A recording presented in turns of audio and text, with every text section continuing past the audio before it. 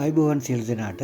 අද මම මේ වීඩියෝවෙන් ඔබට ගේන්න බලාපොරොත්තු වෙන්නේ අපේ හෘදය ක්‍රියාත්මක වෙන අවස්ථාවේදී හෘදේ කපාට ඇරෙන වැහෙන විදිය පිළිබඳවයි මේ වීඩියෝව යන අතර ඔබට නම් කිරීමේ රූපසටහන් මගින් මේ බලා ගන්නට පුළුවන්කම තියෙනවා. මේ තියෙන අපි දකින හෘදය, අපේ හෘදයේ කොටස් ඔබට මෙහෙම අඳුර ගන්න පුළුවන්. හෘදය මේ විදියට රටාවකට චලනය වෙමින් තමයි පවතින්නේ. හෘදයේ අභ්‍යන්තරය විවෘත කරලා බැලුවොත් අපිට මේ විදියට හෘදයේ කොටස් බලන්න පුළුවන්. හෘදේ ක්‍රියාත්මක වෙන වෙලාවේදී හෘදේ කපාට ඇරෙන වැහෙන ආකාරය යනුව ඔබට හඳුනා ගන්න පුළුවන්. මේ කපාට මොනවද, තියෙන ස්ථාන මොනවද කියලා මේ නම් කරපු අවස්ථාවලදී ඔබට පරීක්ෂා කරලා හඳුනා ගන්න පුළුවන්කම තියෙනවා.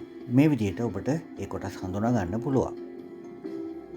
බලන්න අටසඳ කපාට, ද්විතුණ්ඩ හා ත්‍රිතුණ්ඩ කපාට ඇරෙන වැහෙන ආකාරය ඔබට හඳුනා ගන්න පුළුවන්ද කියලා. මේ දකින රුධිර වාහිනිය මොනවද කියලාත් ඔබට හඳුනා ගන්නට පුළුවන් වෙයි. ඒ අනුව හෘදේ කොටස් ඔබට පහසුවෙන් හඳුනා ගන්න පුළුවන්.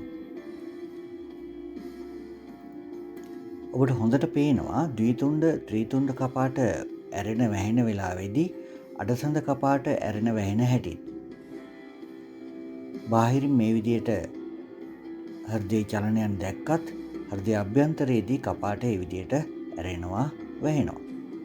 මේ ඉහළ පැත්තෙන් බලනකොට රුධිර වාහිනිය ඔබට හඳුනා ගන්න පුළුවන්.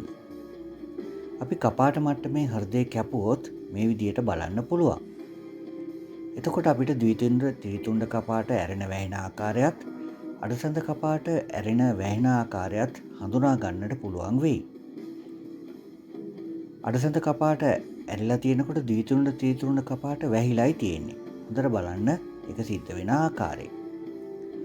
හෘදේ ඕනෑම පැත්තකින් බලනකොට රුධිර වාහිනිය පීටලා තියෙන ආකාරය පිළිබඳව ඔබට මේ වීඩියෝව හරහා දැනගන්නට හැකියාව ලැබෙනවා.